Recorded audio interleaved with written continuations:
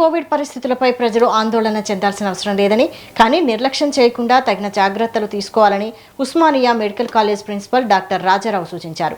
ప్రస్తుతం వ్యాప్తిలో ఉన్న Covid virus గతంలో వచ్చిన వైరస్తో పోలిస్తే చాలా వ్యత్యాసంగా ఉందని తెలిపారు. ముఖ్యంగా వృద్ధులు, చిన్నారులు, గర్భిణీలు మరింత అప్రమత్తంగా ఉండాలని హెచ్చరించారు. కోవిడ్పై అపోహలు కాకుండా అవగాహనతో ముందుకు సాగాలని డాక్టర్ రాజారావుతో మా ప్రతినిధి రామకృష్ణ ఫేస్ టు ఫేస్. దేశంలో కోవిడ్ కేసులు మళ్ళీ మొదలయ్యాయి. దీనికి సంబంధించి ఆంధ్రప్రదేశ్లో కూడా కేసులు నమోదు కావడం, దీనికి సంబంధించి ఎలా ఉంటుంది, మొదట్లో వచ్చినప్పుడు ఏ విధంగా ఉంది, ఇప్పుడు దాని ప్రభావం ఏ విధంగా ఉంటుంది అనేది Osmania medical college principal doctor రాజారావుని అడిగి తెలుసుకొని. సార్ చెప్పండి, మొదట్లో కోవిడ్ వచ్చినప్పుడు జనాలు చాలా ప్రపంచమంతా భయపడింది, ఇప్పుడు కోవిడ్ కేసులు మళ్ళీ నమోదవుతున్నాయి, దీనికి సంబంధించి ఎలా ఉంటుంది? అంటే ఇప్పుడు కోవిడ్ కేసులకు మనం భయపడాల్సిన అవసరం లేదు. అప్పుడు మనకు వచ్చింది పాండమిక్. అది అంటే అన్ని కంట్రీస్లో వచ్చి ప్రపంచవ్యాప్తంగా వచ్చింది. ఆ వేరియంట్ వేరు, అప్పుడు సిచ్యువేషన్ వేరు. సో ఇప్పుడు సిచ్యువేషన్ వేరు, ఈ వేరియంట్స్ వేరు. అంటే మనకు ఒక్కసారి పాండమిక్ వచ్చిపోయినాక ఆ వైరస్ ఎండమిక్గా మిగిలిపోతుంది. అంటే ఆ కమ్యూనిటీలో ఉంటుంది ఆ వైరస్ అనేది. ఇప్పుడు మనం తీసుకుంటే స్వైన్ ఫ్లూ వచ్చి మనకి 2009లో వచ్చింది, కానీ ఎప్పటికీ కూడా కేసులు అప్పుడప్పుడు వస్తూనే ఉంటాయి సీజన్ వచ్చినప్పుడు.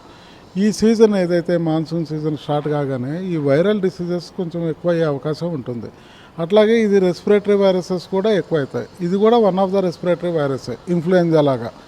సో ఇన్ఫ్లుయెంజాలు కానీ, లేకపోతే మన స్వైన్ ఫ్లూ కానీ, లేకపోతే ఇటువంటి కోవిడ్ లాంటి వైరస్లు ఇప్పుడు వచ్చే అవకాశం డెఫినెట్గా ఉంటుంది. కాకపోతే మనకి అప్పుడు ఏదైతే పాండమిక్లో వచ్చిన సిచ్యువేషను ఇప్పుడైతే ఉండదు. సార్, మామూలుగా అయితే కోవిడ్ వచ్చినప్పుడు ఆంధ్రప్రదేశ్లో చూసుకుంటే దాదాపు 10-15 మందికి కోవిడ్ వచ్చింది. అందులో 4 చనిపోయినట్టు కూడా వార్తలు ఉన్నాయి. అదేవిధంగా మరికొందరు కూడా ఉన్నాయి. పాండమిక్గా దీనిపై చర్యలు తీసుకునే అవకాశం ఉంది. మనకి తెలంగాణలో దీనిపైన ప్రభావం ఏమైనా ఉంటుంది?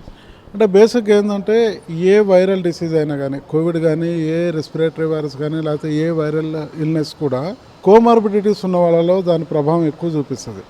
సో చనిపోయిన వాళ్ళు కోమార్బిడిటీస్ ఉండటం వల్ల చనిపోతారు బేసిక్గా ఈ వైరల్ డిసీజెస్లో.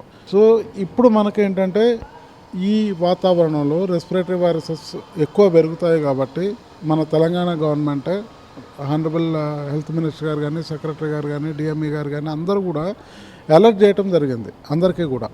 అంటే దానికి సంబంధించిన టెస్టులు కానీ, లేకపోతే దానికి సంబంధించిన వార్డ్స్ కానీ, దానికి సంబంధించిన ట్రీట్మెంట్ వీటన్నిటికీ కూడా సంసిద్ధంగా ఉండాలి అని. అంటే ఇది గవర్నమెంట్ ప్రిపేర్డ్నెస్, కానీ మనం భయపడే విషయం అయితే లేదు.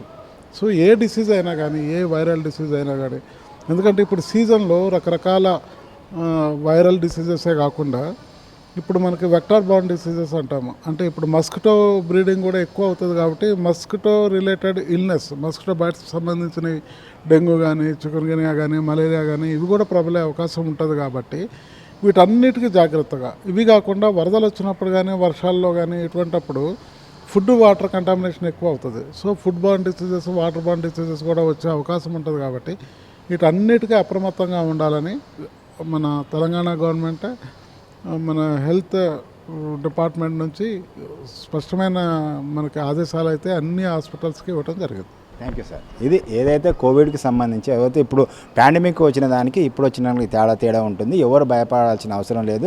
ఎవరైతే ఒకవేళ వచ్చిందో దానికి టెస్టులు చేసుకొని హోమ్ ఐసోలేషన్లో ఉంటే ఎలాంటి ఇబ్బంది లేదు. అదేవిధంగా సీజనల్ వ్యాధులు అనేది కంపల్సరీగా వస్తుంటాయి. వాటికి సంబంధించి ముందు జాగ్రత్తలు తీసుకోవాలి. ఆహార విషయంలో కానీ, భద్రత విషయంలో, అదేవిధంగా ఏదైతే టెస్టుల విషయంలో కానీ, టెస్టులు వినియోగించుకోవడంలో కానీ, అదేవిధంగా డాక్టర్లను సంప్రదించి ఏదైనా ఫీవర్లు కానీ, ఏదైనా జలుబు చేసినప్పుడు కానీ, ఏదైనా రోగం వచ్చినప్పుడు డాక్టర్లను సంప్రదించి డాక్టర్ల సూచనల ప్రకారం వాడితే ఈ సీజనల్ వ్యాధులను రాకుండా అరికట్టబోతే, మరీ ముఖ్యంగా గర్భిణీలు కానీ, వృద్ధులు కానీ, పిల్లలను ఈ సీజన్లో జాగ్రత్తగా ఉండాలని డాక్టర్ రాజారావు చెప్తున్న. కెమెరామెన్ జయకృష్ణతో రామకృష్ణ, మెట్రో టీవీ, హైదరాబాద్.